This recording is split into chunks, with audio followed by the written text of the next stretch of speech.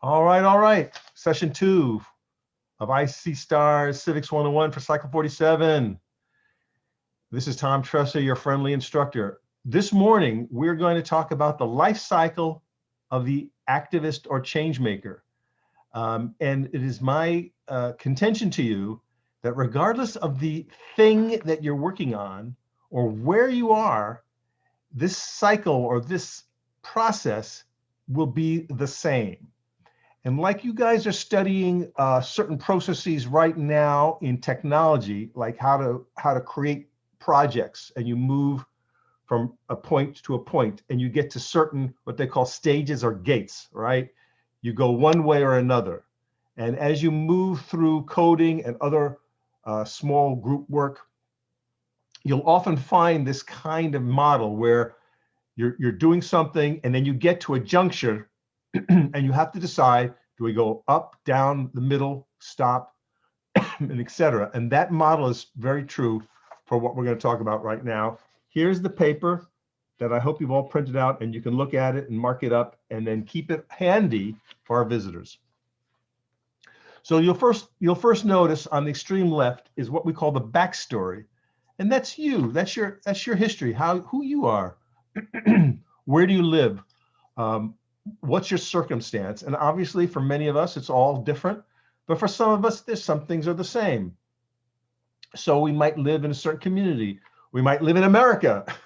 Oh, that's for sure we all share. We might all live in the year 2020 as opposed to the year 1920. We might all be students, like we're kind of students like right now together. So there's some things that we share in common. And obviously there are many things that are different. Your ages, your backgrounds, etc. What things you love, what things you hate, things of this nature.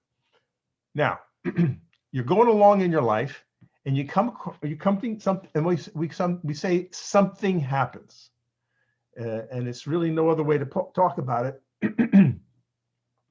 other than it's an insult or an inspiration.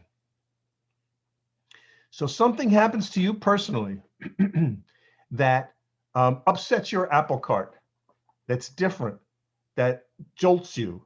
It could be something that personally happens to you, or it could be something that happened to a friend, or you read about it and you react to it in a way that says, that sucks, that is not acceptable, that is hurtful, what the F? Why'd you pick on me? Or any other kinds of reactions that that you might have. Or you might say, that's amazing, that's beautiful, that's crazy, why can't we have more of that? And that would be more on the line of being inspired. Now, what I'm talking about could be virtually anything. It could be a small thing in your personal life that causes you to think, or it could be a big deal, like you get stopped by a policeman and you get into the legal system in an unfair manner. In other words, a big deal. So that's the first thing that happens. Now, here's the first go, no go in our model. For most people, what do you think is the result? What do you think that person does or doesn't do? Anyone can jump in or put it in the chat. Sharonda. They likely just get angry but don't do anything. Exactly so. And that's not to say you're a bad person or incompetent or anything like that. That's just human nature. We've got a lot of things on our, yeah, someone put in it, they stew about it and show a bad attitude. Yeah, exactly. So for most of us, that's real. And, you know, because you got to get to work, you got to raise your family, you've got to deal with IC Stars lesson plans. So you're going to put it aside, usually this thing, and not do anything about it. However, in our world, the stage is, I am going to do something. And we'll talk a little bit more about that, about why people decide to go that way as opposed to just taking it. So remember the phrase, the straw that broke the camel's back. The idea is that you've kind of been putting up with a lot of crap and a lot of negativity and a lot of things, and that sometimes an incident causes someone to sort of stop in their tracks and go, wait a minute. And that is a big moment for people. But for most people, we're saying they continue on. All right. Now you'll see on the paper, in the blue little arrows, the first is called awareness. And so if you decide to do something about this thing, usually people try to start doing some research.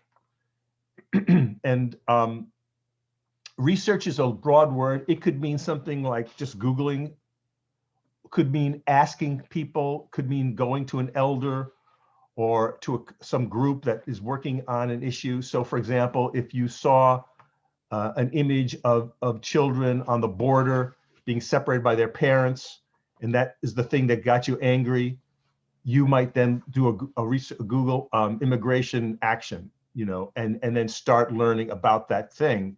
And then, oh, here's a number I can call. Here's a link. I can send $10 or whatever. So that's awareness. And again, there's a go, no go. You could do a little bit and be satisfied and move on, or you could start to get obsessed. And I want to know more. I want to know more. And we move into research and then into finding allies. So now you're taking on a little more of an active role, and you're trying to look around Chicago, around your community, around the internet, and find like who is also interested in this thing that I'm interested in. Oh my goodness, there's an organization in Chicago that's dealing with immigration. What do you know? Or there's an immigration in my neighborhood that's working on food justice. I didn't know about it until I searched for it. Or I called my church and they turned me to an organization they're working with. I just never really paid attention. I went to services, they passed the hat, they talked about it. I just wasn't really tuned in. But now I talked to the pastor and he says, oh, well, we work with the ABC food group. Oh, yeah. And now, but you're seeing it in a new light. So you're looking for allies. Now the question becomes, are you going to take an active role in doing something about it? Will you start something? And the starting of something can be, well, I'll just call a couple of my friends and we'll all give money to the food bank. Or that vacant lot across the street from me is full of rubbish. I'm going to organize my neighbors and we're going to clean that lot up. And we'll do it with a cookout and, you're thinking in that way. Now you're collaborating. So now you're doing more than just, researching, asking questions, sort of looking things up. You're actually becoming a leader here in thinking about this thing that has bothered you or inspired you. Now you'll notice the X's down the middle of the page. That is a very important moment in this process. You see, as we move in time from left to right, these arrows indicate that you're now moving from private, like you say, stewing, showing a bad attitude, grouching, mumbling, talking to your brother, talking to your neighbors, talking to your loved ones. You're now going public. And in America, we don't really have a lot of ways to train you to be prepared to go public. The training that we offer you, through education and through IC Stars and other groups like this is really about your skills, your business attitudes, your ability to do certain things like you'll be able to code, you'll be able to put a business plan together, things of this nature. But in terms of actually being successful in public life, there really isn't a place to go, like you can walk to the public store, and get some public knowledge, as we're doing today now, which is why IC Stars is very special, I believe, in offering you this opportunity to build your public muscles. So you can imagine that there are some things that you might want to be able to know how to do, such as organize a meeting, such as making a flyer. Suppose you wanted to clean that lot up down the street from your house, and you wanted to have a team. So you're going to create a flyer, you're going to pass it around. We're out of COVID. You're going to slip it under people's doors. You're going to stand by the L stop. You're going to go to the local church, whatever. And so how do you make a flyer? What's it going to say? You see what I'm saying? Suppose you start a Facebook group, clean up the lot on 32nd Street.com or whatever. How do you do that? Now, you guys are all technical whizzes, so I don't think it's going to be a challenge necessarily to create a Facebook group or even a website. But obviously for many people, that's a challenge because you got to get people to the meeting, right? It's just having a meeting about the thing that you care about with nobody is not effective. All right, so you move on, continuing across the top of the page. You now have collaborators, you've been in public, you've spoken in public. Do people know what the number one thing people fear in the world is? It's got to be public speaking. Public speaking, that is correct. Yes, people fear public speaking above dying. This is a true thing. Now, in your career at IC Stars, you're all going to get, and you may have already had, multiple opportunities to speak in public, even if the public is your class or maybe your potential clients, but that still is speaking in a public way. And some people are very good at it. They're just good at it. There's people who have skill and they're sort of quick on their feet. They're able to order their thoughts very rapidly. Other people need to carefully think about it. And they sometimes need to look at a script and go, okay, ladies and gentlemen, thank you for coming today. I'm going to tell you about what we're going to do, and it's kind of, they need some notes, right, to help them. So, if in your workshops and in your classes, you notice that somebody is a little on the quiet side and they're not as comfortable as others are in speaking out, that's a place for collaboration. That's a place for coaching.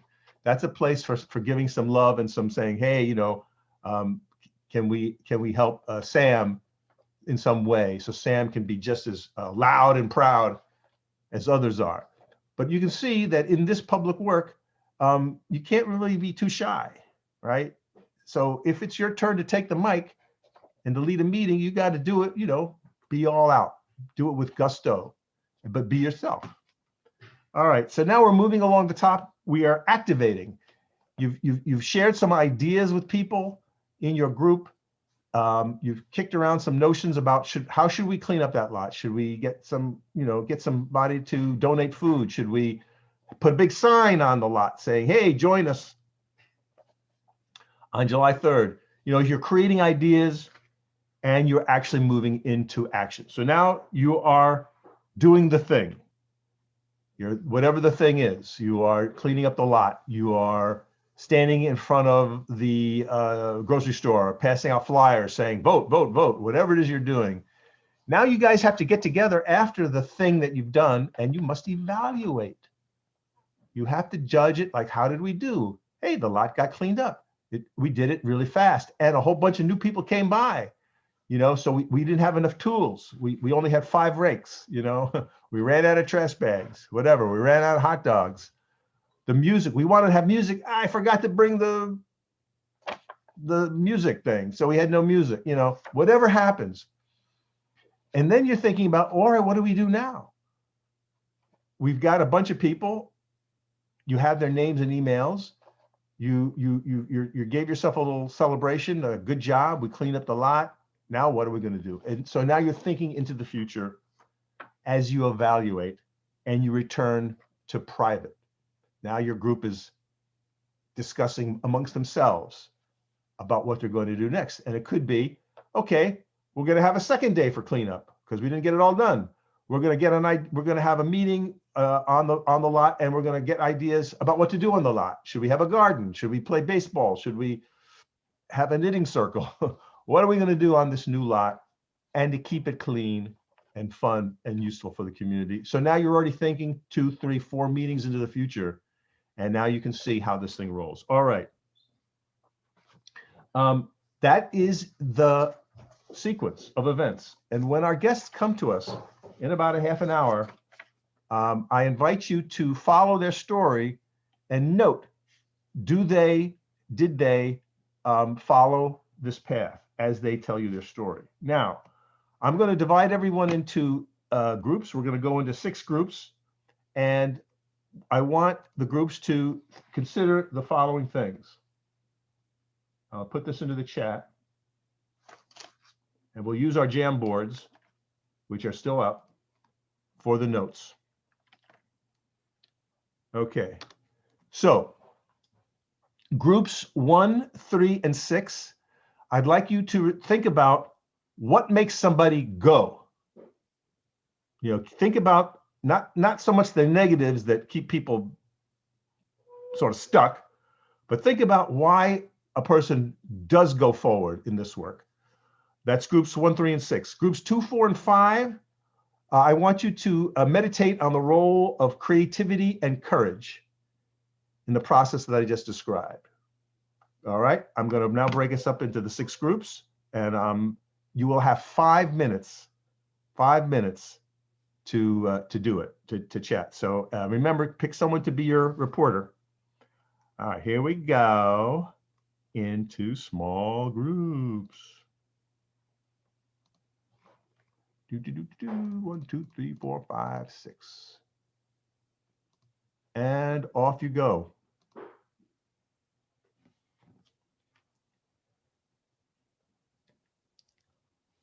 Excellent. Thank you. Thank you for jumping right in.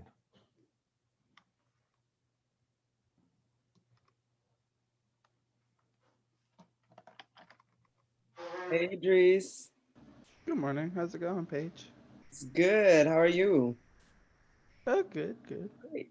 Tom, I'm not sure if you've met Idris. Idris is our new tech fellow. Oh, hello, Drew. Hi. All Hello. right. Well, you have been invited to join Group 1, so you Oh, need to You accept. want to go ahead and brainstorm? You're free to go in there. oh, okay. All right, I'll see you guys in a second then. See you in a few. What's going on? I don't want to choke. How you doing? Good. Very good. How are you? Excellent. Really looking forward to this class, even more than normal. Yeah, I hope you don't mind. I let some staff know just in case they wanted to sit in. Sure. So yeah, I think Tandalea, whom I think you've met before, Yeah. case manager, she's going to be coming on at 10:30. Sure. So we'll see. I know a lot of people's schedules are packed, but I was just like, oh my God, you have to come because it's exciting. Yeah. Well, we should have 3 of the students join us. I'm just going to check my time here.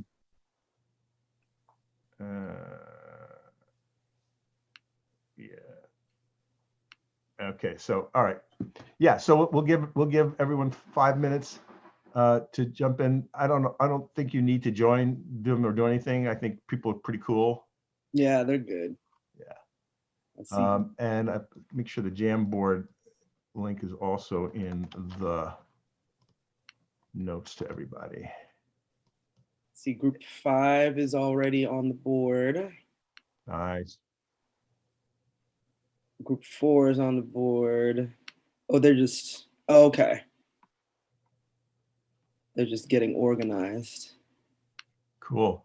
Yeah, there was good stuff on the Jamboards. I put that up on the class website too. Yeah, we used that for program committee too. That was that shot that you sent. Nice. Yeah. So This is, oh, go ahead. So it was good feedback from the program dudes. Yeah. This Cool. group overall is garnering a lot of good feedback anyway, just because they're just really focused and engaged and. Yeah. So Yeah. the zooming of icy stars is working then. Yeah, like it is. It's really just a matter of, yeah, we're doing a lot of translation of the programming to virtual. I think we're over the whole we can't do that thing, like just because we just have to do it. Yeah. So the question is always just how and how best to do it. And so like we had a workshop delivered by somebody from ThoughtWorks on agile software development methodology. And it was the first time that she had done it virtually. So she wasn't sure how it was going to go. It was amazing. Really? It was great. And, there was a group activity that used to be done with like Legos, and she had them use objects on a Google slide, and it worked. So I think we just realized, like, okay, virtual doesn't mean impossible. Virtual doesn't mean we can't have an impact. It may not be what we're used to, or it may not be what we ideally would have wanted, but there are still amazing things that can happen in a Zoom call. I think we're at that point where we're like, wow, we can still create amazing experiences on a Zoom call. Well, that's a stretch for your instructors too. So, yeah, they're learning, I know for sure. Mm-hmm. And it could give you guys ideas about, like a Khan Academy, what can you do online, and who knows where this can go, right? Yeah, I mean, it's definitely not the same as what, say, school teachers are going through, right? Like that's a whole nother. So we don't have nearly the lift that public or private educators are going through right now under such duress. A lot because it's adult education. There was a rigorous screening process that they had to go to get. So they're already self-directed, self-disciplined, creative thinkers, adaptive, etc. Yeah, no, you're well poised. My partner in crime, Jonathan Peck, has two boys, in fourth and fifth grade, and he was homeschooling them during the first part of the pandemic, and now they found a school that is able to do the in-class things safely, but he was with them online. He's like, because he's like, well, I just can't park them in front of a screen. It depends on and that's what the interns are doing.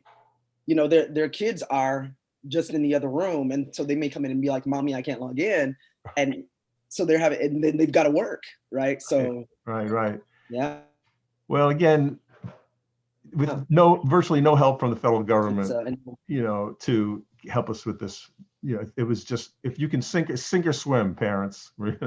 It's definitely sink or swim, United States. Yeah. Yeah. Oh my goodness. Yeah. Work it out. Hope it works out. Right. Another week to go. Mm-hmm. All right. So I'm gonna close the rooms, and we'll be back in a minute. Okay. Group 1, group 2. So I don't know is there a group 3? Not sure. Yeah. Group 4, group 5. Okay. And then, so there's a couple of groups that don't have anything written yet. That's okay. Just call them out when they get in here. Right. They knew what to do. So we're coming back. Okay. In 30 seconds. Groups 3 and 6 might just speak on it.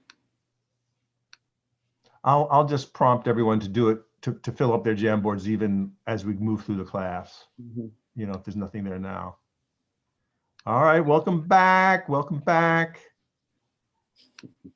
Assemble the Avengers. Yes, that's our title.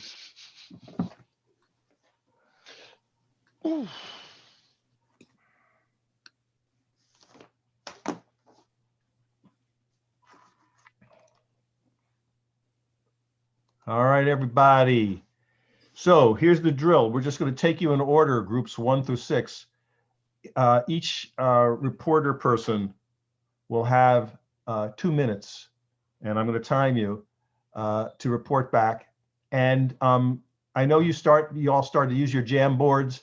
Continue to put your insights on those Jamboards as the class goes on your Jamboard. And I guess if you want to comment on someone else's Jamboard, I'm sure you can go in there and drop a comment or two. But if you have not already started your Jamboards, please do so as we move through the class. All right, group 1, what do you got? So for our group, it's crazy that you say that if you want to comment on someone else's, because we actually probably did. But so for us, we have support system. We feel like what makes someone go is being able to have people that's supporting them on their journey, because usually the people that are reluctant to kind of do what they want to do, or strive for a certain goal, is usually because they don't know how to get there and they don't have anyone to kind of guide them there. So we said support system as our first one. We also said resources. So you need to have the tools, you need to have the expertise, you need to have the skills in order to actually be able to go. Because for what you might be striving for, if you don't have those skills, it might not be as it may be a little bit difficult for people to get to where they want to get to where they want to go without necessarily having the proper tools and the proper knowledge of what they want to do and how to do it. And I feel like that would probably, we had education, but I feel like that would tie into resources. And then we have goals. So you want to be able to have a set, you want to be able to have short-term and long-term goals to make sure you know, want to make sure to figure out where you want to go as well. Next we have intellect. Your experiences count as well. So based on what experiences that you've had, they can actually lead you to the path that you want to go on. And then finally, we have inspiration. So whether that be you know, motivational speeches or listening to your favorite artist or whatever the case may be, people need inspiration to keep going because there may be those days where your mind is just telling you that it can't take anymore, but you have to find some way to be able to sort of get your mind going and tell yourself that you need to strive forward. Awesome. Group one, a very complete list.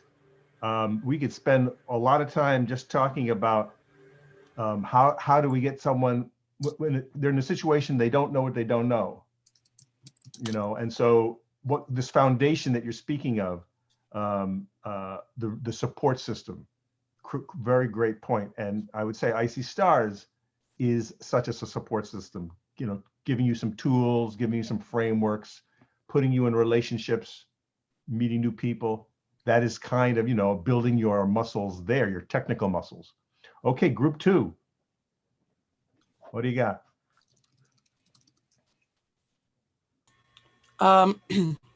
So you asked us to see, to basically say what the role of creativity and courage would have in sort of being an activist. So we chose for creativity, we're saying motivator. So if you can't motivate others, I don't know what that was going to say. Sorry, it got manipulated while I was reading it. And then a mentor, critical thinker, innovative, and then finding ways to reach collaborators, making sure that participants want to participate again with your group. And then as far as roles of courage, being unafraid to speak up about an issue, being unafraid to take action, and dealing with negativity for your beliefs. Yeah, I mean, we could spend a lot of time on discussing how does someone be unafraid. I mean, so how do you know that you are unafraid until you get to that moment? So you could say hypothetically to yourself, well, I'm a pretty brave person. You know, I'm not going to take crap from this, that, or the other thing. But until the moment happens of you doing the thing, whatever the thing is, or you're being asked to do the thing, you may not know. Yeah, ooh, I don't know. I'm not sure if I'm going to be able to step up. So this idea of courage and being unafraid is taking a risk, because you don't know what the outcome is going to be, do you? And you don't know what the consequences necessarily are going to be if you did this thing, whatever it is. And it could be it could be even simple, like this scenario that we're speaking about of cleaning up the lot. There still could be some risks involved in that, and you may think through the risks, you know, kind of in a split second, like sort them out, or you may think through the risks in a more deliberate manner. But yes, great, group two, thank you. Group three, what do you got? Back to go, no go.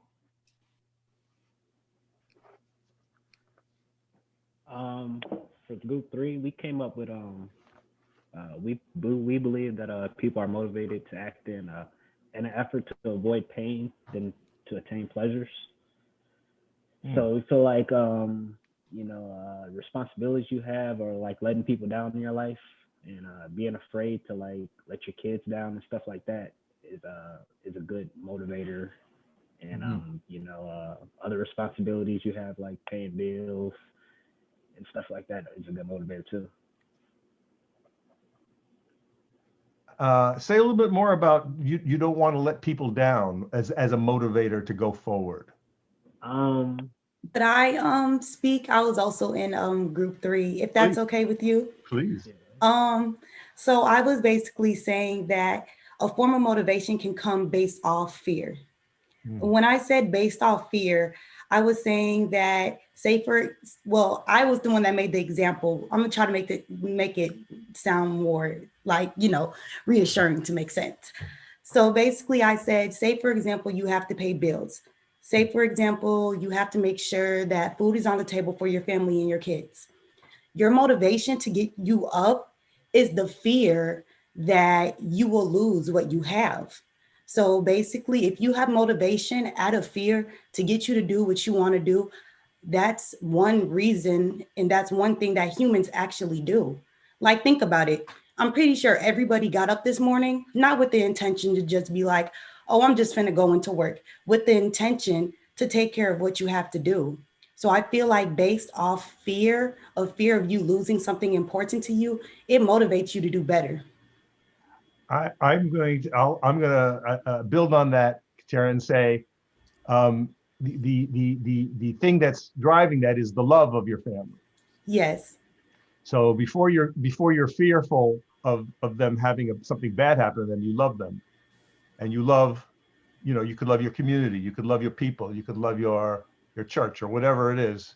So there is a positive feeling of affiliation, and therefore responsibility Yes, there's a positive and a negative at the same time. at the same time. But it's pushing more towards positive because you want to do better for you and your loved ones. You got it.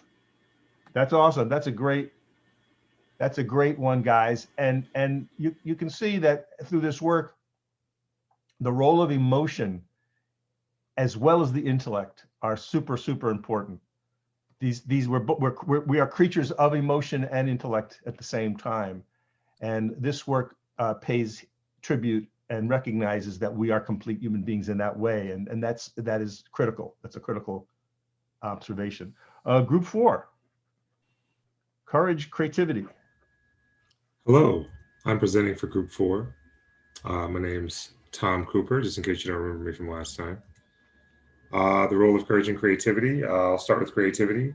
We felt that it was fairly obvious that you would need to be creative in your problem solving and planning.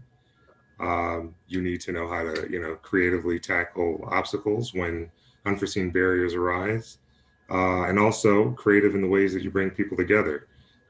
Tribal groups may have long-standing gripes, and you will need to be able to think through those divisions in ways that maybe weren't obvious to those people themselves. Moving on to courage. Again, we felt it was fairly obvious that you would need to be fearless in the way you tackle your task.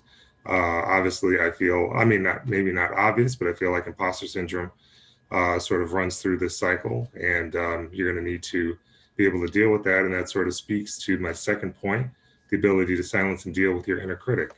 Is that voice inside telling you that you can't do it, the system can't change, this is how it is, deal with it. I think that it will take courage to sort of shout that voice down, and general courage in the face of challenges as new problems arise that maybe you weren't prepared. You thought that you could change your city, but the problem is with the state. Maybe that's too big for you. You need courage to rise to that new challenge. Thank you. Wow. That was awesome. That was it was insane. This idea of silence your inner critic. Holy mackerel. We could spend a whole session just breaking that down. So it's a given, I think, that we all have inner critics, no matter how successful you are, no matter where you are. And the question is, sometimes the inner critic is helpful, to guide you through life, but sometimes it's not so helpful.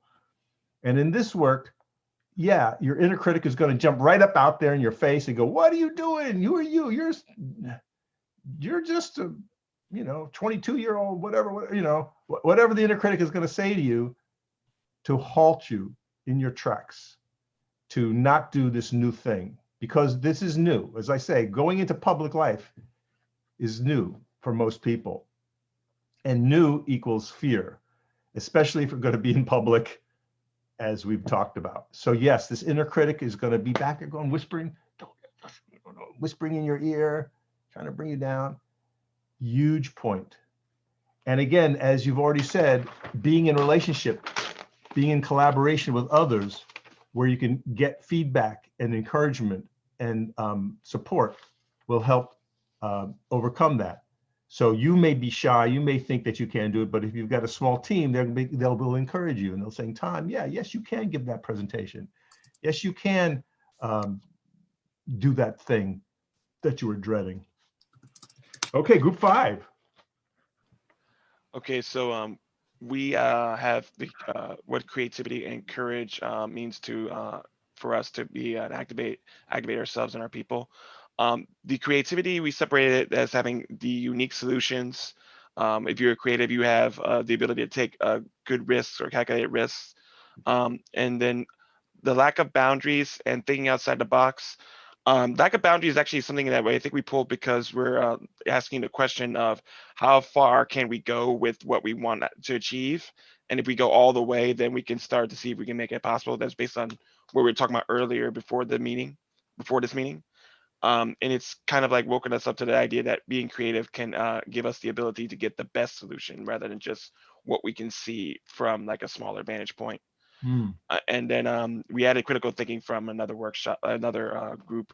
But courage is also separated, where not only do you have the ability to stand for your beliefs and back up what you say, but then under pressure, you're able to keep your composure, to be flexible and to get what you want regardless, and to be able to pull others up in order to get the same goal for everyone else.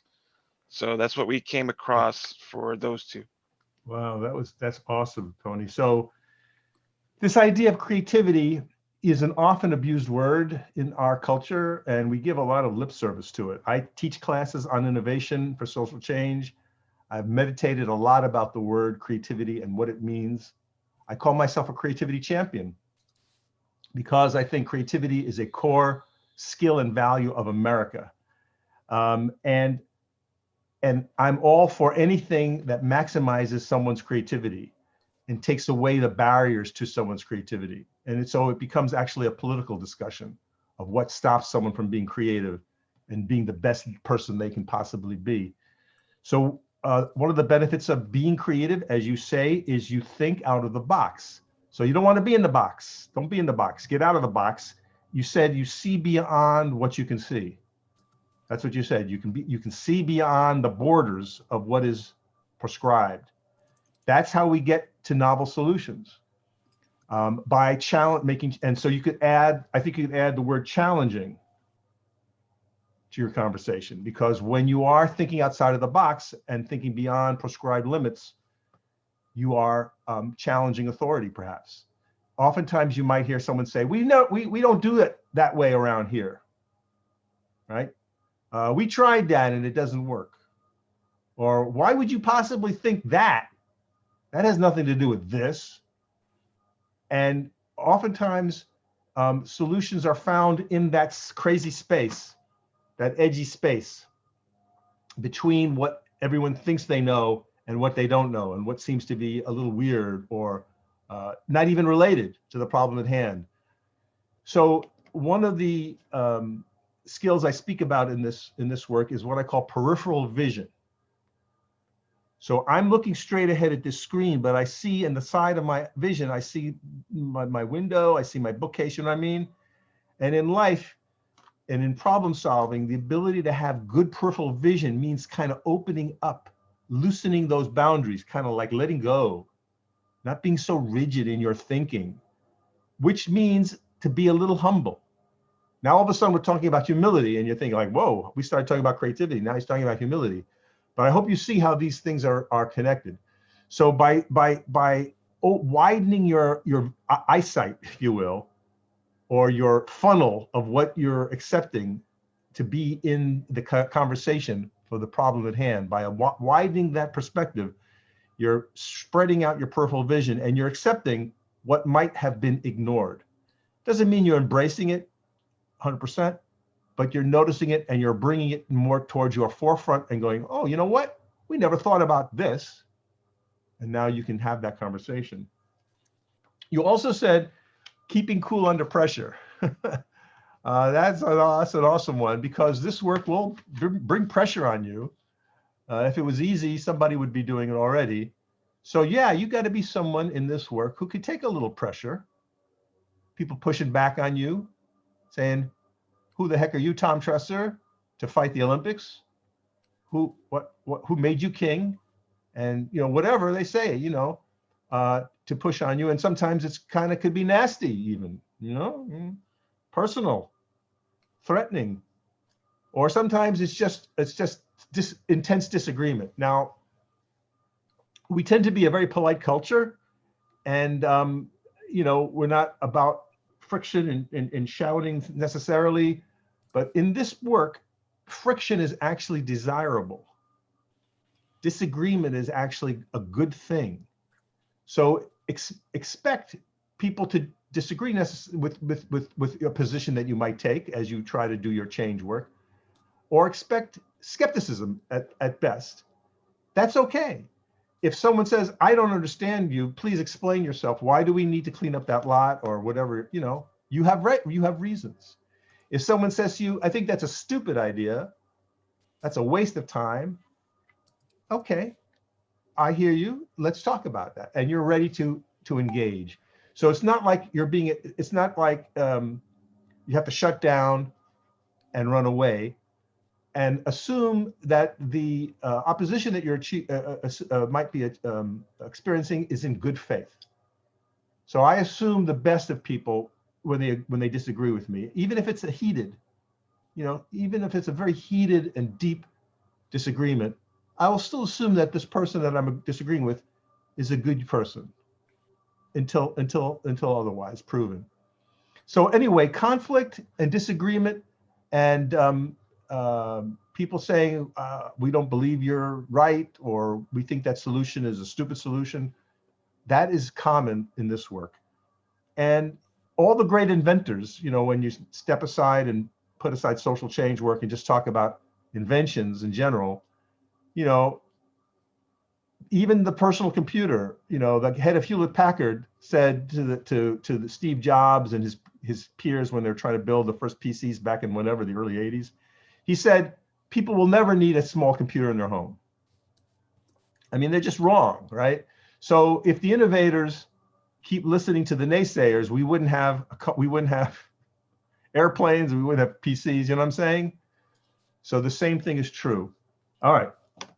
Sorry to keep you waiting, group 6. What do you got? Hi, Krista here reporting for group 6. I was with Adrian and Christopher, and we were discussing what makes somebody go.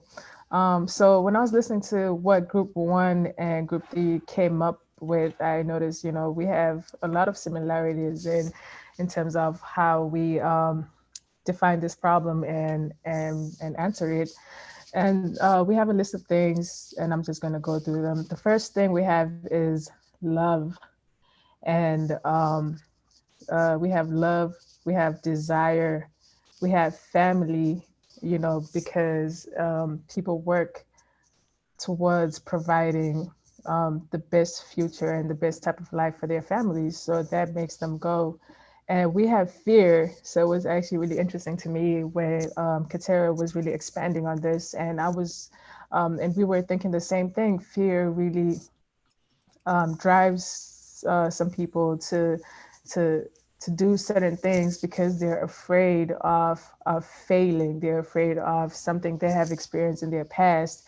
And which also relates to the next point that we have, which is failures. Failures, fear of failing makes somebody go.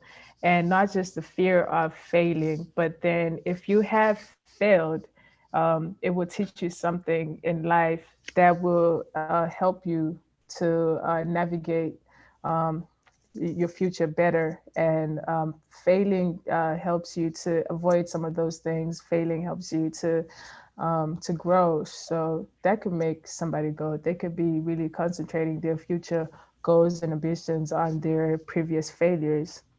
And that's the next point we have, goals and ambitions. I think those really, you know, occupy a wide, very wide and huge spectrum of what can make somebody get up and go, because they are working towards something. They are working towards achieving, they're working towards achieving the life they think they should have. And that is, you know, that's your goals and ambitions. And that will make, that will fuel, that will really fuel somebody. And the next points that we have life events and trauma, which kind of connect to fear and failure. And life events and trauma really teach people certain things. They really get you to a point where you kind of figure out what you want in your life and what you do not want in your life. And it kind of gets you going and kind of gives you a direction to where, to the things that you want in your life, the one you kid. Hate is another thing that gets people going. People wake up and do a lot of things that are inspired by by hate. So True. I feel like that is one important thing to have there. And then we have your drive, your inspiration, responsibilities. You know, is actually, I think, is also one of the big things that have people going. Because if you're responsible for people, if you're responsible for a company, if you're responsible for a task, you have to do it. You know, if you're responsible for a lot of things and you give into that responsibility and you step into that position, you know, you're obligated to go. And Yeah. and there's arrogance. Arrogance gets people going. Pride, greed, and then on the contrary, we have loyalty, creativity, and passion. I feel like passion is a really big thing, because that's the kind of like the base, you know, of a lot of things that people do. Wow. So that's what we have for you. Wow, that's a book. Y'all filled up a book. Wow, I took a half page of notes on that one. So one of the things I'm taking from your remarks is this idea of what is the life you want to lead? What is the life you want for yourself, as opposed to the life that you're experiencing, or what this negative thing has made you feel that you might be in the hole or something. But this idea that you're inspired for the future, which is a word that starts with a V. I have a what for the future? It starts with vision. Vision. A vision. That's right. What is your vision? Now, for many people, it could be like, I want to have a family, I want to have a good job, I want to settle down, I want to have a house. That's a vision, you know, significant vision. Other people say, I want to start a company, I want to build a business. That's a vision. It may be, that's about as much detail as you have. Other people may say, I know exactly what I want. I want to, you know, and they have like a business plan already. In this work, vision tends to mean more about what do you want for your society? Yes, that includes you. You're in the society, your family's in the society. But this vision thing is like, well, what do we want my neighborhood to look like? What is my vision for my city? You know, and if you have one, is it, you know, it could be, again, it could be ill-formed. It could be just something like, well, I want a city that's safe. I want a city that's fun, you know, where I could go outside and enjoy myself or whatever. It could be a city, I want a city where I can make a good living and my people can make a good living. And that could be as much as you thought about it. But in this work, having a vision and being able to articulate it and make other people see what you see. Again, moving from the private, like it's in my head up here, to it's out here and it's out there and anyone can look at it, question it, turn it around. It could be written down, it could be spoken. But in this work, people have a vision for their future that they're moving forwards. That, in other words, this is what we call in this work you're having a double sight. Meaning you see the world as it is with the imperfections, the injustices, the things that we are speaking about that you don't like. But at the same time, you're able to imagine a situation in which that is no longer the case. It's gone because you removed it and you replaced it with something else, which is the vision of the better tomorrow. So it's like you could see the reality of today, but you also see the better vision for tomorrow. And now you may not get all the steps like, okay, how do I get from today to tomorrow? But that is the pep in your step. That is the fuel in your jet engine that moves you forward to this work. You are giving voice to a vision. You're checking the vision with others. People are affirming you, and they may also be helping you modify your vision. And you are recruiting people to the vision. Remember that all the little blue arrows on the top of the paper, you're moving from private to public. You're speaking a vision to solve a plan. You're getting people to join you, and you're doing something. You are making something happening. You're building something. You're creating something to make that vision happen. And then you're stepping back and going, oh, look, we did it. We made that thing happen, whatever that thing is, and then you move on. All right. Any comments or thoughts on any of these things that we've discussed this morning before our colleagues should be joining us? I just have a comment about even being a civic community activist engager. A lot of times it's going with what we're talking about, challenges or whatever, what pushes you, what makes you go. But I learned, like in my instance, like you can't have a lot of stuff going on, maybe personally, you know what I'm saying? So don't you, I guess I'm asking you a question too, like you kind of got to be not grounded because nobody's perfect, but like, you know what I'm saying? You have to have a healthy, I guess, environment with yourself in order to give. Maybe that's what I'm trying to say. Oh yeah, great question. To know yourself, to be you know, there's a theory of this, what they call the cycle of revolution and liberation, which I'll make a note of that to send you. And in the cycle of liberation, the first thing is liberate yourself. Yes, Miss Jones. Good morning, Bianca.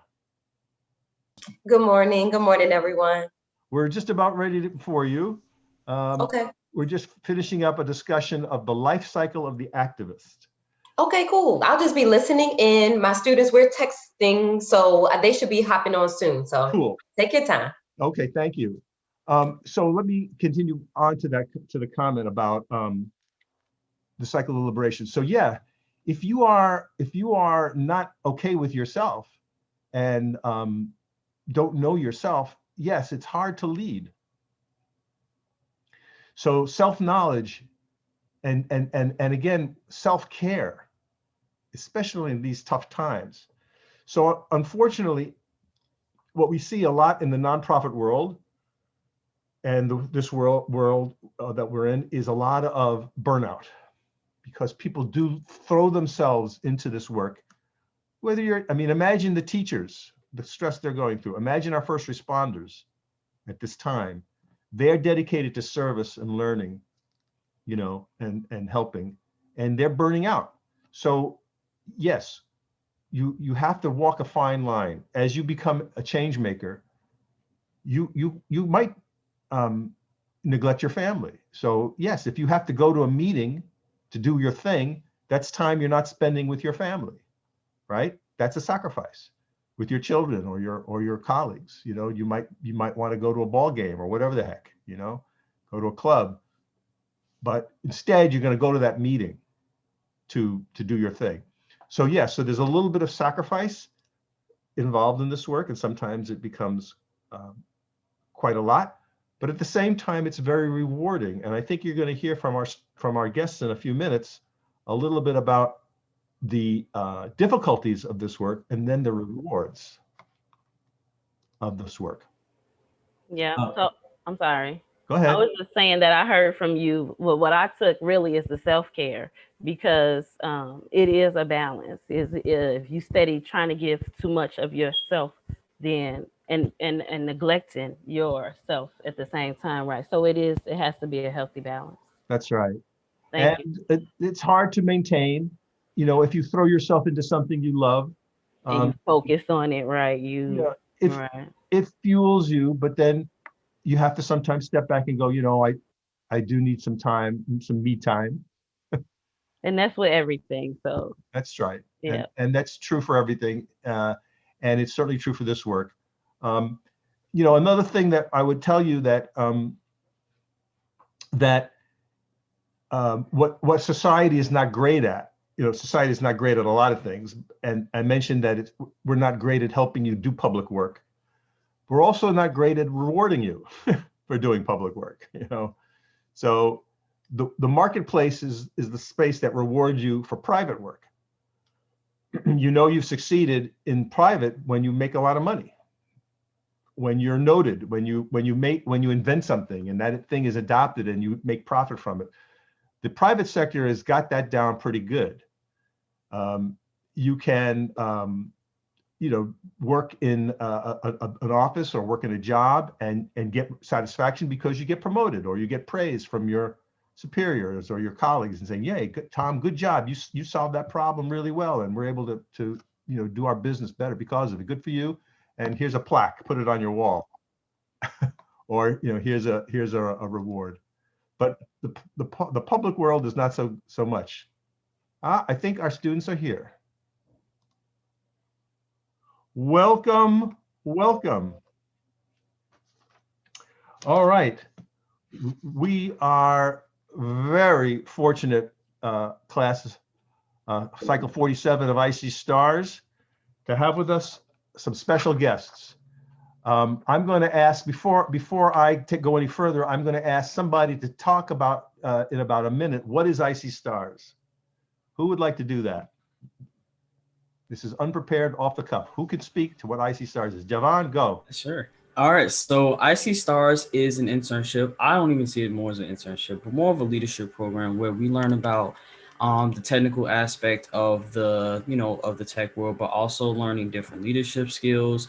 We learn communication with other teams, and we build projects for companies that eventually land us in spots where we can sort of expand our expand in the workforce. Got it. That well said. Also, the secret sauce here is IC Stars is building what for the future? Vision and leaders. Leaders, yes. That's right. Everybody gives me a thumbs up on that. All right, but before we actually introduce our guests, I'm going to play this little video. So I will have to share my screen to do that. Here we go.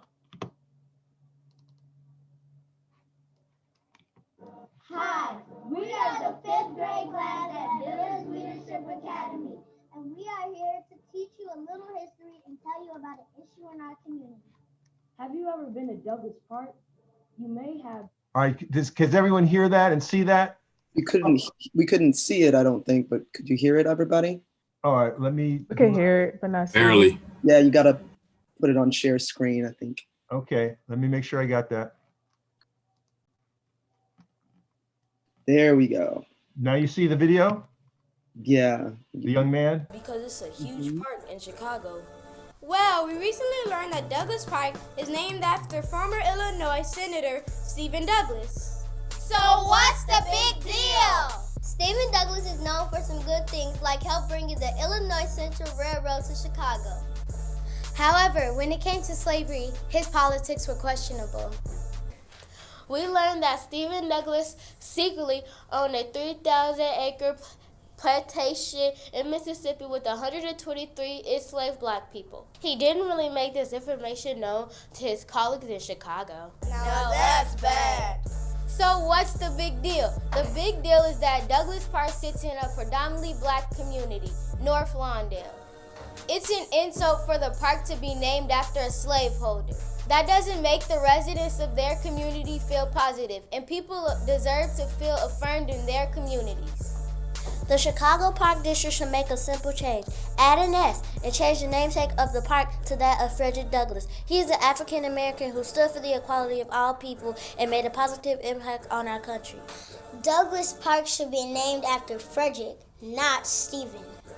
The park should be named after Frederick Douglass, who taught himself how to read, escaped slavery, and became a dazzling author and orator who was instrumental in the movement to abolish slavery.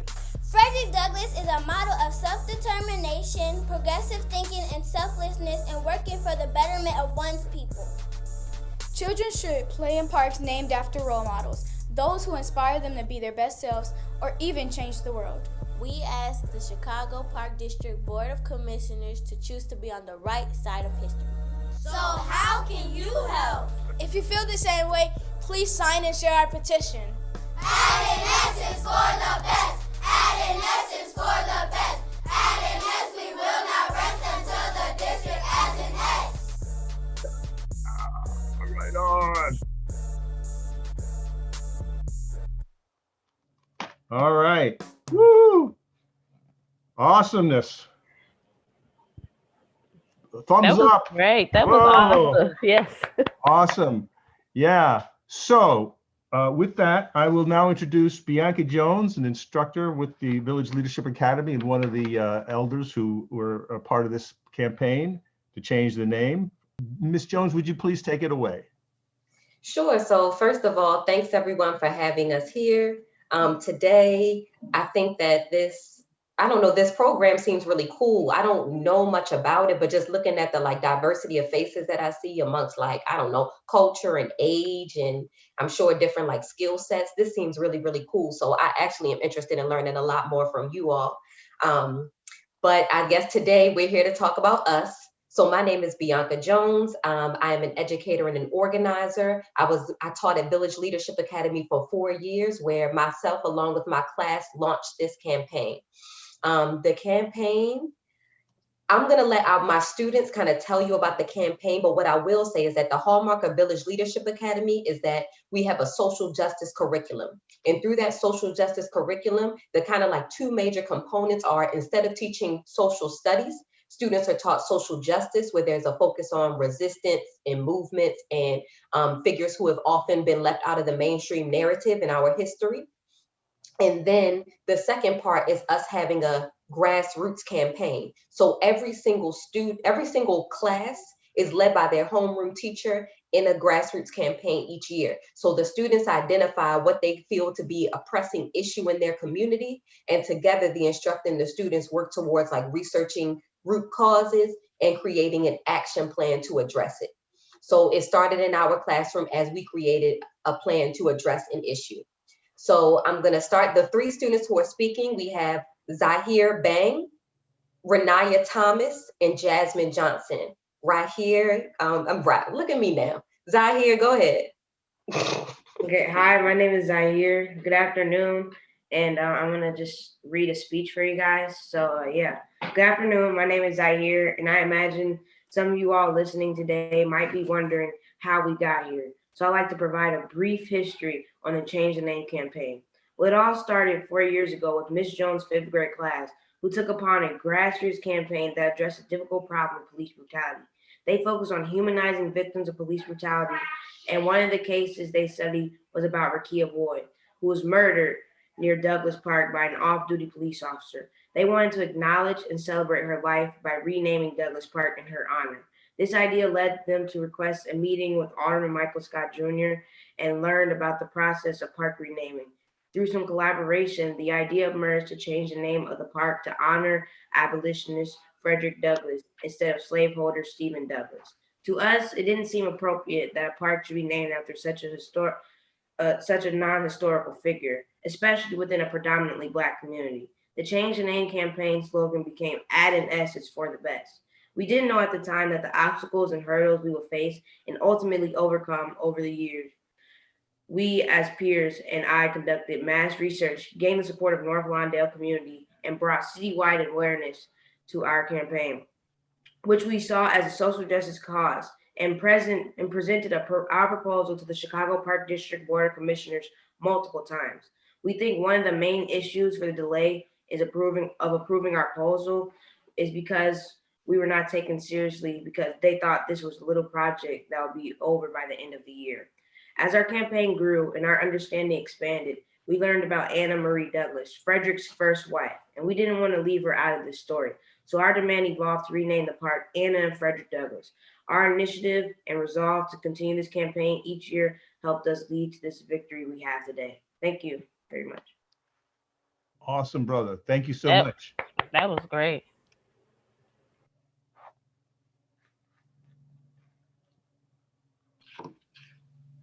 Who's next, Bianca? Renaya? Hi, my name is Renaya Thomas, and I am one of the organizers of the Change the Name campaign. I'd like to tell you a little bit about the process of what we did to become successful. Over the lifespan of this push towards justice, these are some of the things VLA students accomplished. We created a coloring book resource that celebrates the lives of victims of police brutality. We studied grassroots organizing strategy. We attended multiple board meetings. We completed over 40 hours of canvassing in North Lawndale community, of which I am a resident. We collected over 10,000 change.org petition signatures. We gave presentations at schools and organizations. We had countless meetings with community allies and supporters. We planned and conducted several train takeovers to raise awareness. We provided a President's Day community teach-in at the Douglas Park Fieldhouse about Frederick and Stephen Lee Douglas. And as you know, we presented our proposal to the Board of Commissioners more than once. When my class decided to continue the campaign, it was important for us to involve the North Lawndale community and include residents in our community. So canvassing became really important. We were gaining momentum and greater community support. And then COVID. As you know, the current pandemic didn't stop us completely. Over the summer, we relaunched our campaign, and even though our interactions had to be different, our community was the same. We spent the weekends of our summer walking the blocks of North Lawndale, passing out flyers, talking to community members, and hosting events in Douglas Park. We also spoke with journalists about the timeline of our campaign, and we could tell that the energy around our work felt different. More people were listening and paying attention, and we could tell that we had an actual chance of winning. We think that both Anna and Frederick should be proud of us. Thank you for your support. Fantastic. Hi, I'm Jasmine, and I'm excited to tell you a little more about Anna Marie Douglas and why she became so important to our park renaming campaign. We first started considering Anna's role in Frederick's life when one of our peers wondered why she wasn't included in Frederick Douglass' autobiography. We questioned why his first wife, who was actually responsible for devising the plan that helped Douglass escape enslavement, have been erased from history. This led us to do research about her contributions. Although there isn't much written about her, we learned that Anna borrowed her friend's freedom papers and sold a sailor suit as a disguise for Frederick. She also purchased his travel ticket.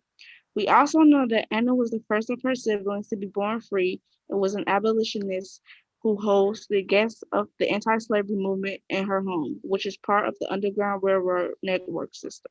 We think Anna must have been a resourceful freedom fighter who courageously took risks and remained loyal to the abolitionist movement.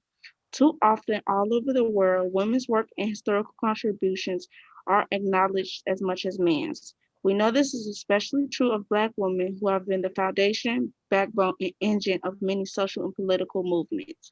When we expanded our campaign to include Anna, we were surprised the Park District understood our reasoning and were on board with the addition. We won't forget Anna, and we hope you won't either. Today we celebrate this. Thank you. Whoa. on behalf of IC Stars, I thank you all for that, those amazing presentations and for your work. Now I got some questions for you. And, you know, the students are free to answer in any way they wish.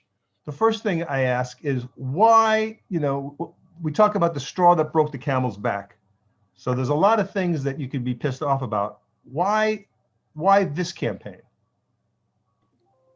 Well, I think that this campaign speaks a lot volume, speaks about volume in a way that not other you can see. Like, this is indirectly affecting people. Like, it's kind of an insult in a way to actually put a park name after a slaveholder in one of the biggest predominantly Black communities. And that not only is that a slap in the face, that shows that basically they're disrespecting our what we had to go through as a community and how what we still are trying to achieve in this modern day society. So the small little ways to help us. Oh, sorry about that.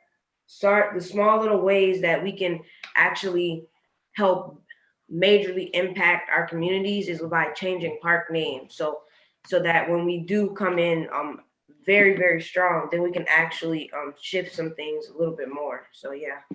Got it. Do the other students want to respond? Why this campaign? Why get involved in this fight? Well, I think get involved because, like we said, isn't a predominantly Black community, and I think it's a little disrespectful to have a slaveholder who enslaved slaves on his plantation, 123 to be exact, on his plantation, and it's very disrespectful. So I think we should acknowledge and name it after somebody who deserves to be honored and remembered. Got it. Thank you. Well, one of the things we talk about in this work of being social change agents, being champions for justice, is all the reasons not to. I think someone said the Park District didn't take you seriously, perhaps because you're young people, perhaps because they thought it was a school project, right? And you would graduate or move on, do other things. Can you talk about, you know, overcoming those feelings, like how could we possibly take on the Park District? You know, talk to us about that.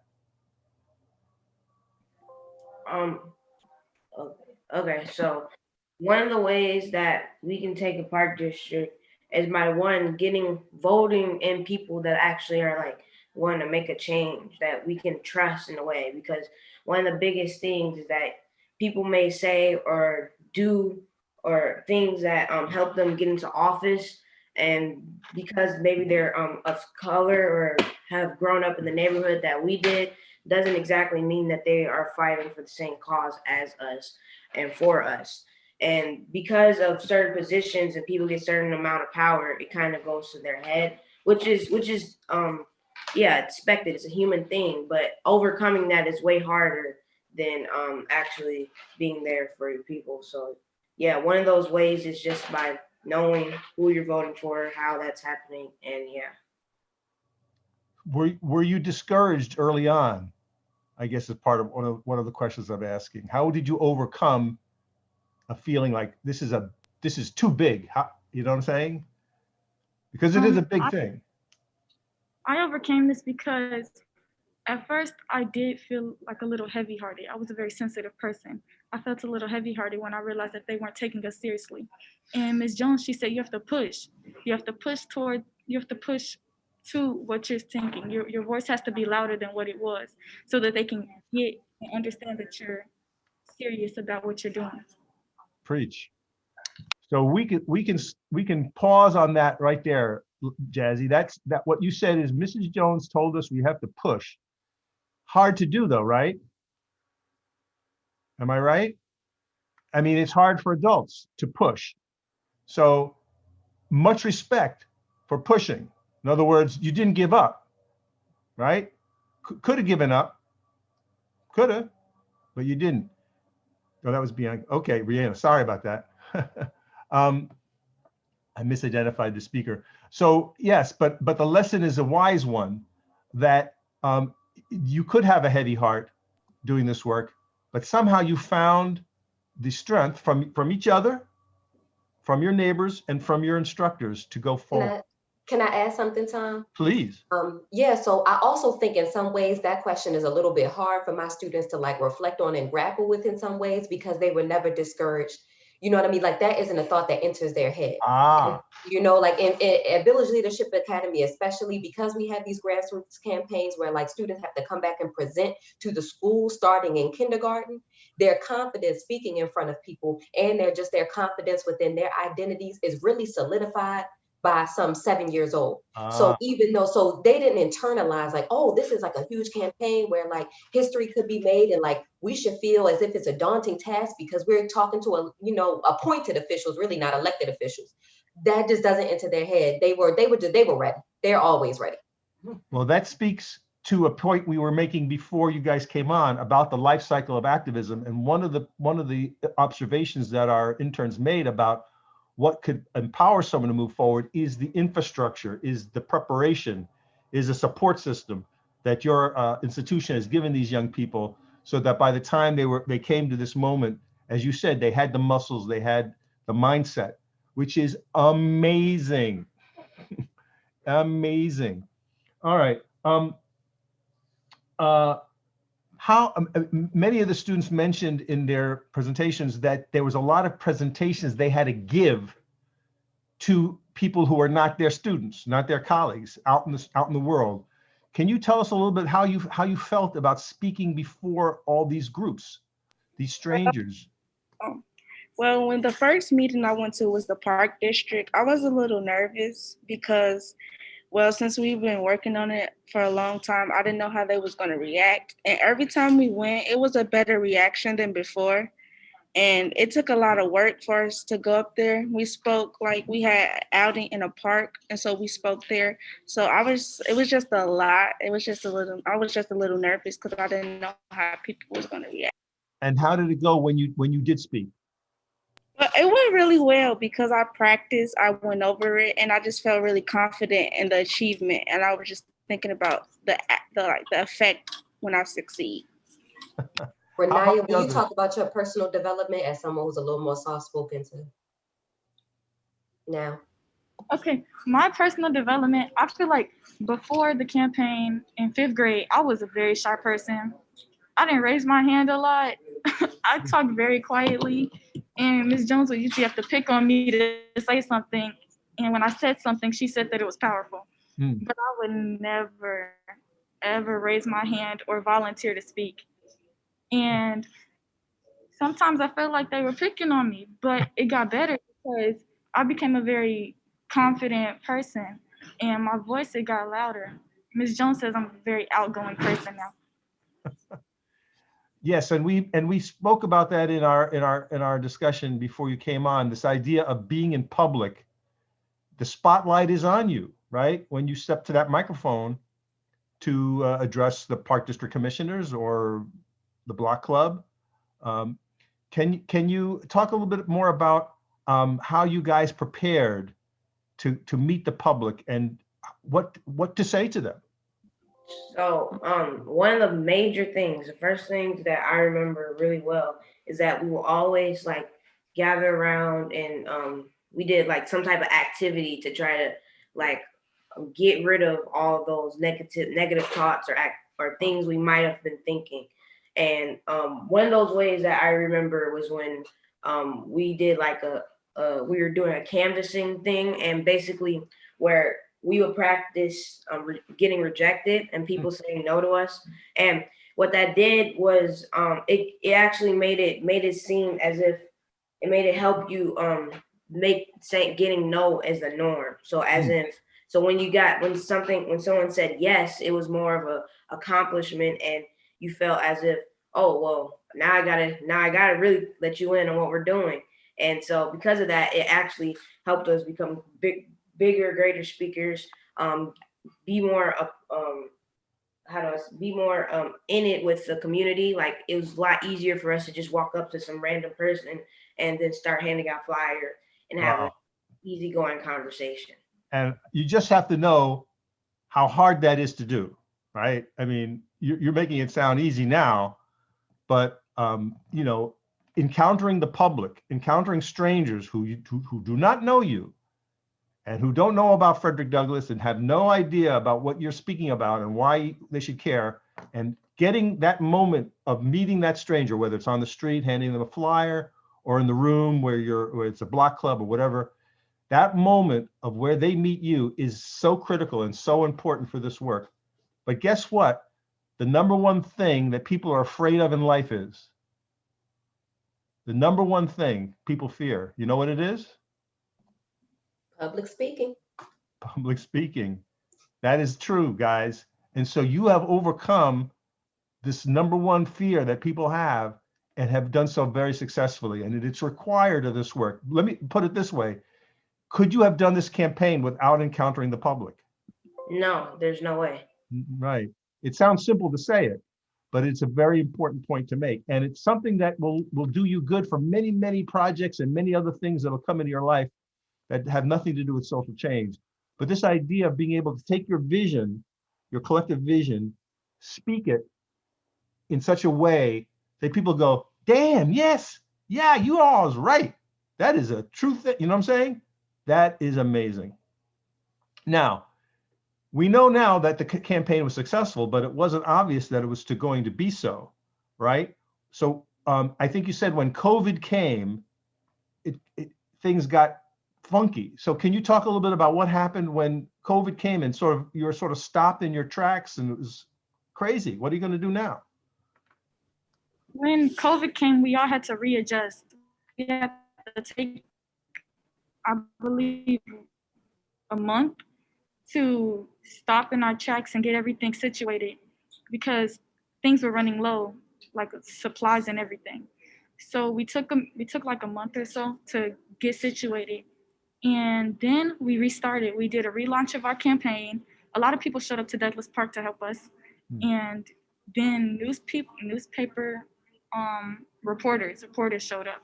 And we were on the newspaper for a while, and people realized that we were serious, and then they kept supporting us, which helped us through the time. Yeah, I agree with Renaya.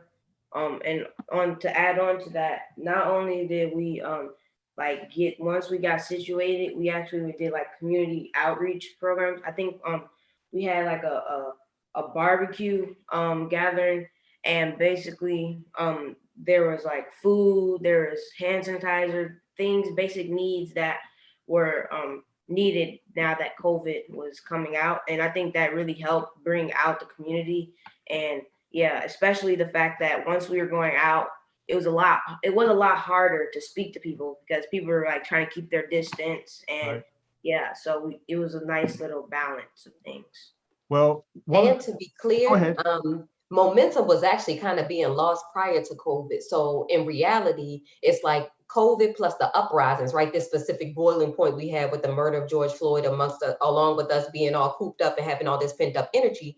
And then that it also leading folks to demonstrate outside the Columbus statue that time. Mm-hmm. Actually, a part of this, the political aspect of this is that the mayor was obviously watching all this stuff go down. And I think that she looked at it like, we need to give someone somewhere a win. Mm-hmm. So this campaign, which is pretty respectable and led by youth, and we've participated in the democratic process the right way the entire time. It was kind of like, all right, maybe we'll let them have this one. So we actually got propelled during this season, and though that is part of the reason why we were actually brought to the forefront. So sometimes some of us, it kind of got to our heads in some ways, making us feel like a little bit like, oh man, did they ever really care? But at the same time, we know the hard work that we put into this. We know the thought behind it. So at the end of the day, a win is a win. Win is a win.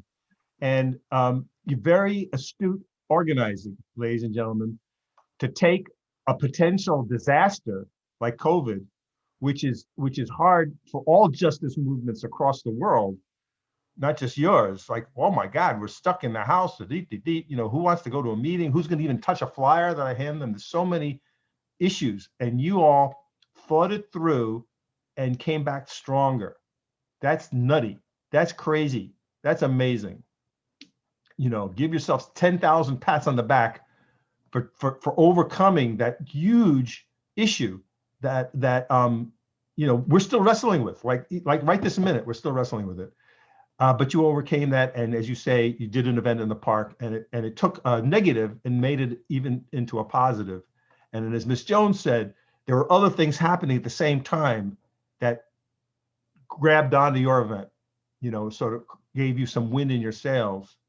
All right, so now, can you help us understand the moment the Park District Board is meeting? Now, were you physically in the board meeting, or was this all done by remote at this point when the Park District met to actually change the name? I mean, they had to do some kind of meeting, right? Yeah, it was on.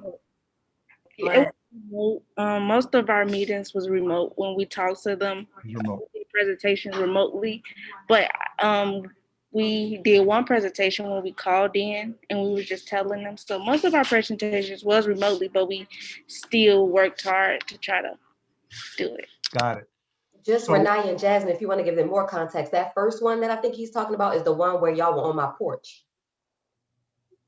Yes, it was me, Aaron, and Renaya. We went to Miss Jones' house to talk to them, to like hear what they had to say and more info about our campaign since we put our proposal in.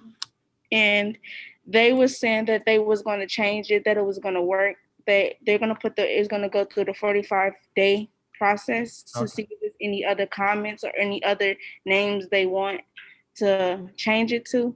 So we was just listening, hearing what they had to say. So when they told us that they was gonna change it, we still went to meetings to make sure they was actually gonna change it and they was gonna stick to the commitment. Stick to the commitment, right? Keep them on. Yeah, and this is the meeting that was specifically a little bit jarring for us because when we did a campaign relaunch event, like Renaya explained, on like July 18th, and then they held this emergency meeting something like July 22nd, like that next Wednesday. And so we were like, and it was like the Douglas Park was the only agenda item. So when we sat down, we met together to see what was going to happen. And when they said like, we're moving this forward, but like never made any acknowledgement to the work of Village Leadership Academy, we were completely floored. And we were like, honestly offended that day because it's like, let's be honest, you all are paying attention to what we've been doing. We have presented to you in person for 2 years now, and you know enough to know what's going on based on the media coverage that we get and our own social media platform that we had this event. So for you all to say, yeah, all of a sudden we're considering renaming Douglas Park and not mention the organizers at all, that one was a slap in the face. So that also shifted part of our language around, just like a different form of accountability to all of the adults and all of the politicians who have really been ignoring us for so long. So that is a thing that the system will do, and you now know it and have experienced it. You have gotten power to exceed. Do you know the famous quote from Frederick Douglass about power and conflict, young people? What did he say about power yielding, right? Do you remember the quote? Power never yields anything without a what?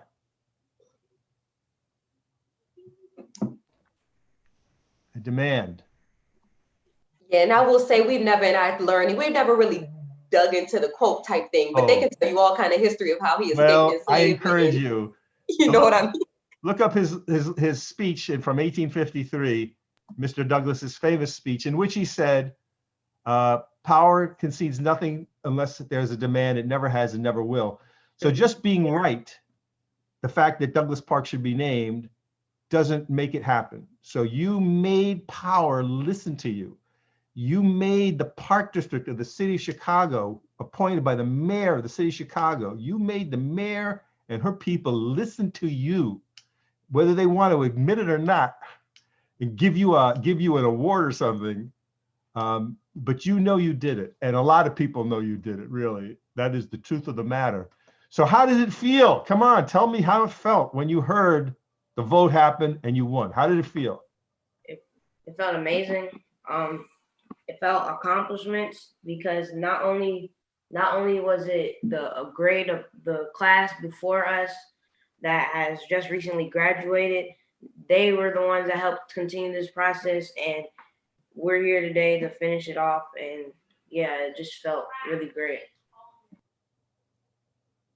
Great. Ladies, how did you feel? I felt great. Like I felt not like it as if it was a relief, but some of me still doesn't cooperate with public speaking. So I just felt like a sigh, like, oh gosh, we did it. And I was so happy. I couldn't stop smiling.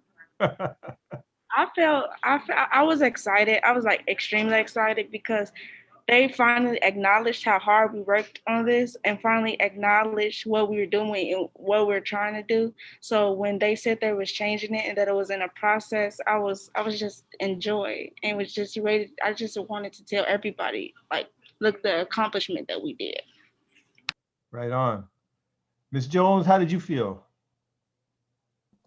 I felt great. I felt just like this sense of like satisfaction and accomplishment that like, as I even reflect, it's like, even though we made this easy on the Park District initially, like we made it a slam dunk, like add an S, Frederick, Douglas to Douglas. Like we're not even saying that you would have to massively, people would have to start calling it Henry Park or anything. You know what I mean? Like everyone can still say Douglas, the signs wouldn't have to change that much, whatever. But regardless, I think that because it was a process that requires so much persistence and dedication and fortitude from us, I actually like am able to really appreciate the victory even more.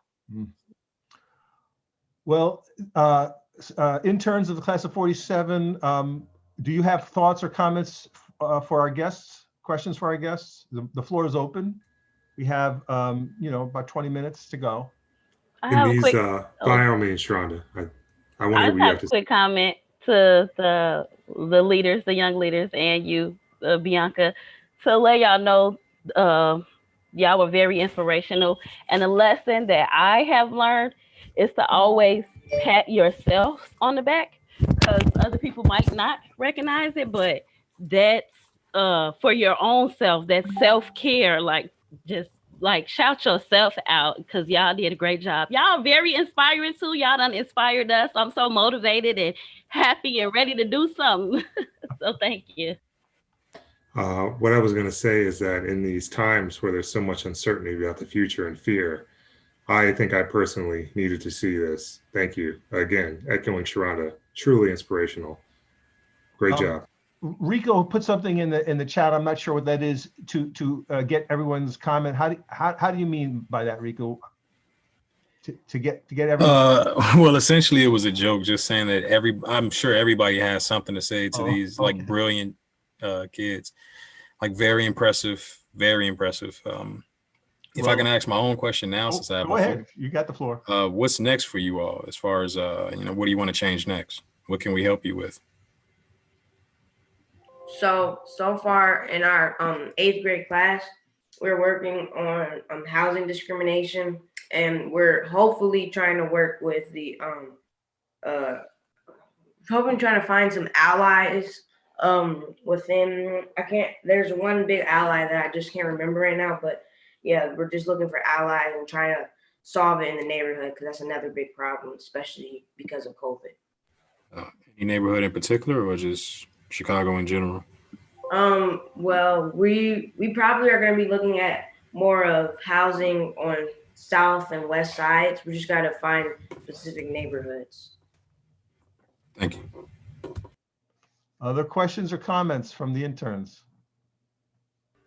For me, I just want to say, like, I'm floored by how brilliant, how expansive the knowledge is for you guys. A lot of that stuff I didn't even know. So, it just comes to show that a lot of things have to change within our education system, and we have to make that change. And you guys are definitely on that path to making that change. So I'm very excited for the future generation. I'm excited for what you guys are going to do to change the world and be able to, expand this knowledge to our own culture, because not a lot of us know, and not a lot of us are willing to take the initiative. So I'm very proud of you guys, and I'm so happy for you guys, being able to achieve this. And I'm more than certain that you guys will be able to achieve more. And I just wanted to say that you guys have accomplished something really huge at such a very young age and tender age. So that is actually just setting the groundwork for you to continue on a path of success. And I just don't want you guys to forget about what drives you and what your passion is, because as you get older, life will make you want to change your mind about what you find to be important. And I just want you guys to remember that and cling to it so that you will never forget why you're doing everything that you've done. Exactly. I like what I learned a lot from watching you all speak today is just a reminder of how much we allow other aspects to cloud our vision and the perspective on that, and not allowing those other factors to cloud our vision, whatever it is. And once that happens, the courage comes naturally, the courage to go out and speak and gather and express your concerns and the change you want to see. And it's just, I've really enjoyed listening to you all talk, and you've kind of given me like a gentle kick in the rear. Like I realize now that sometimes I think as we get older, we overthink things and we think about things that shouldn't matter when it comes to establishing a vision for something we want to see. Awesome. Thank you for sharing that. Any other comments or questions from the interns or from the staff? Paige, Sandalia, if you want to say anything or speak. Sure. I was trying to hang back until all of the interns had spoken. So we had an interesting conversation this morning. There's a meeting that I'm missing in order to be here because I just had to clear my schedule. I said, let me be here and speak to these amazing young people. But interestingly, it's a coalition of organizations that are like IC Stars, that are working to create and provide opportunities to people in Black and Brown neighborhoods who may be underrepresented and disenfranchised. And there's a question that was posed to all of the members of that coalition, that if we had a magic wand that would change anything that could improve the lives of the folks who we're intending to serve, what would that be? What would we do with that magic wand? And so all of the people that you see before you today contributed ideas to what needs to be changed. And some of them included sustainable housing, healthcare, but a lot of what we said we would change if we could wave a magic wand had to do with education. A lot of people said we need to expand the arts, to expand education on trades, to have different types of education. We talked about empowering history of Black and Indigenous peoples and being able to trace our lineage and knowing all of those who came before us and what they've done. And so when we hear you speak, we are hearing the results of what that magic wand was going to do. We are hearing what it sounds like when, not only when children are provided with an education with the clear intention of liberation and empowerment and letting you know that you can make change right where you are, that you have all the tools, that you have all the power, but listening to you and knowing that young people grab hold of this knowledge and do these amazing things with it that we sitting here as adults think we can't do. You've broken now the illusion that it's just too hard or it takes too much time or that we can't figure it out. We no longer have that excuse as people who are trying to navigate our lives and we're like, oh, we got work, we got kids, we can't do it. But here you are in 8th grade, having started this work in 5th grade, showing us all how it's done. And for that, we are immeasurably grateful to you, Jazzy, Renaya, Zahir, and Bianca, and to Village Leadership Academy, and for what you are showing us and teaching us. Thank you so much. We really don't have adequate words. Ashe. Well, we're going to let the young people have the final word in this particular part of our presentation. So good young people of the Village Leadership Academy, IC Stars is a place that makes leaders for the future. You are leaders of the present. What would you say to them and others who are listening, who could be listening and are wondering whether they should take on challenges such as you've taken on? What words of wisdom and advice do you wish to share? Something I would like to say is always keep your head up. There's always going to be that moment where you may fall in the ditch, but nothing's going to stop you from getting back up. So yeah. I hear you. I would tell them to never give up on their dreams. Always have people to work with you, and no matter what happens, you will always achieve your goal.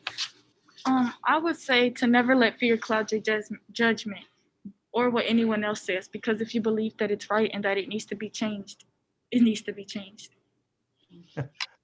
What wiser words were rarely spoken. My good friends from the Village Leadership Academy, we thank you so much for visiting IC Stars Civics 101 this morning. You've given us so much to think about. We have a few more minutes that we need to do some class business, so we're going to let you exit before now. if I may interject, before we let you go, it's a tradition of ours. We love to take photos with people, who have really touched us. Miss Jones, all the children, if you guys have an extra minute or so, would you mind taking a photo with us? Perfect. Hey, okay. So Cycle 47, when we think about this impressive group of people, what word strikes us? Innovators. I love it. All right. So on 3, can I get, a big smile from everybody and an innovator? 1, 2, 3. Innovator. That was a tough one. All right. Thank you all so very much. Hey, Ms. Jones, again, we really appreciate you. Can we get everybody to unmic so that we can give these people a big hand clap? Yes. Awesome. Love you guys. Doing great things. Wow. Lead the children out of future. Thank y'all so much. This has been great. Thank you. Oh, for us, I'm sure we liked it way more. We definitely Thank you, guys. Yeah, we were schooled by the children. We appreciate it. Thank you. Hey, one more thing, Ms. Jones, before you go, if there's any way that I or anyone else from Cycle 47 can connect with you all, there it is right there. Is that the link to your LinkedIn page or just email you? I'm trying to think of, so if you even look for us, so you can email me, of course. We have an Instagram page. It's not like it's updated all the time. It's VLA_change the name, but it's kind of like an archive of some of our work. And we'll also say when things are coming up, like for example, the next board meeting where the official announcement will be made that it has been changed to Anna and Frederick Douglass Park is on November 18th. So I'm sure that we'll post about that to remind people to log on. Sometimes I check the DM. So other than that, you can start with my email. There are ways to reach us, I feel like. Is there anything else you can think of? And on LinkedIn, yes, I have it. Bianca Jones. It's not like a platform I use that much, but yes. Thank you very much. We can connect as well. I have all their contact information. So definitely. We'll follow up. Cool. All right. Appreciate y'all. Thank you. Thank you. Okay. Bye. Thank you so much. Bye, Jazzy. Bye, Renaya. Thank you so much. Ladies, yeah, you're still here. Thank you. Thank you, Zaire. You guys are great. Well, thoughts about that, ladies and gentlemen? Paige said it. Paige just said it with her reaction. That was mind blowing.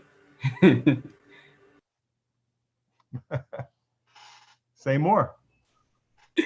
I mean, like I said, like just seeing how this generation has been able to reach into the historical awareness is a very touching thing to see, because like I said, like many of us, we haven't had that opportunity to be told about our culture, to actually learn about our true culture. Like most of the things are hidden from us, because I feel like once like we actually realize like how our history actually was, and realize the things that we actually done in history, that's a powerful thing, and we can change the world.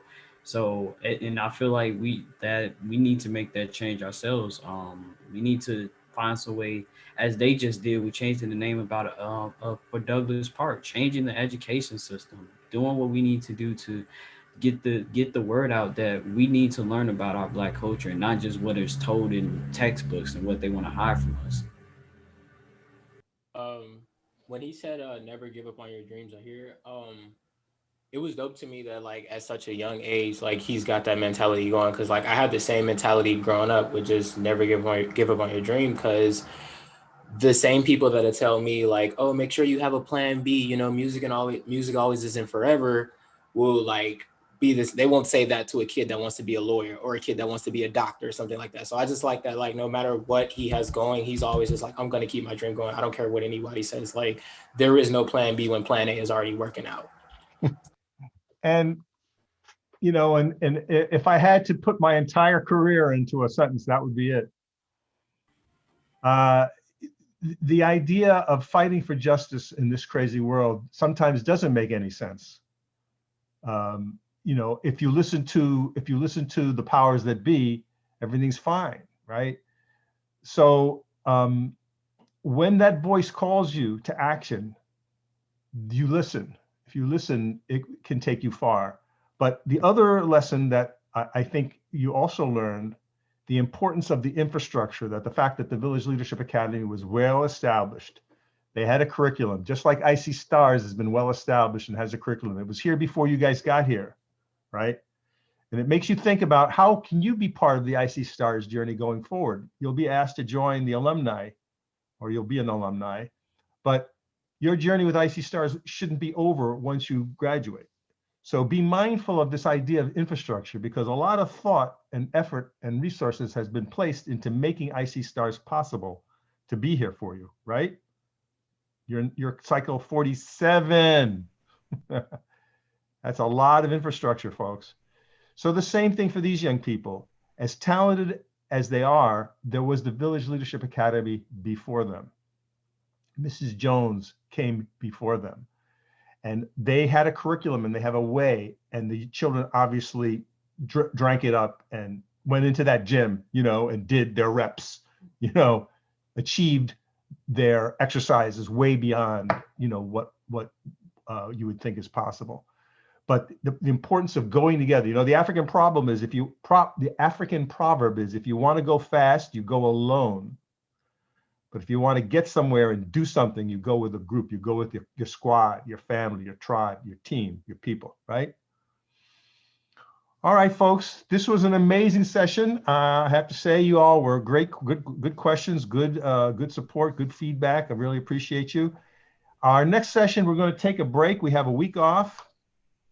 We come back on the 10th, November 10th. So don't Zoom me next week, because I won't be here. But the following week on the 10th. So we'll have a lot to talk about. There'll be an election between now and then. Hopefully the world will still be the world. We're going to have a very special guest join us for our third session. We're going to talk about leadership in a much more intentional, focused way. I will share with you the model of leadership that I believe in, and which I also believe is practiced at IC Stars, which is called servant leadership. Has anyone heard of this? Raise your hand. Multiple times. Hands are up, people are nodding. Great, this is good. Well, we're gonna go deep into it, and we'll share around what exactly does a leader look like these days. And then we're gonna be joined by a gentleman named Mr. Douglas Hunter, who is an organizer, a volunteer organizer with something called the Fight for 15. And he will explain what that is, and there'll be something in our email going out next week to help you understand what the Fight for 15 is. But I need a volunteer to introduce Mr. Hunter. Who would like to do that? Raise your hand. I'll do it. Nicola? Oh. Who said? Nicola? I guess I'll do it. Yes, I'll do Okay, it. I think I said I'll do it. Yeah, How you gonna hop on my? Stand down, Nikki. Stand down. You didn't say anything. All right. No. Okay, Christelle, we got you, Christelle. I will email you separately about how to set that up, okay? Gotcha. And so we'll do the vibe next time. We'll start with a little reflection on this session. We'll do the presentation on servant leadership. There'll be some small group work, and then we'll bring in our guest. Fair enough. Any comments, thoughts, last minute things you want to share before the day consumes you? Nope. I actually have something. Oh, go ahead. I actually have something that I want to get off my chest. This session really also showed me that age, it really reinforced the whole notion that age is nothing but a number. It doesn't matter how old you are. It doesn't matter how young you are. You know, it's nothing but a number. There's this thing in our culture whereas if you're older than somebody, you definitely know something more than them, or you're more accomplished than them, or you're more driven than them. But that's not it. Age is nothing but a number, you know, in so many different ways. Yes, that's so true. And I should say one of the other lessons that came from your feedback and from listening is something I want to call out to you, and that is to be a lifelong learner is required for this work. So you're never too old to learn, and you're never too young to teach, I think is what we've learned here today. All right, my good friends, Cycle 47, much blessings upon you all. Be well, be healthy, be safe, and we'll see you in about 2 weeks. See you, Tom. Thank you. See you, Tom. Have a good day. Until next time, Tom. Have a great one. Okay.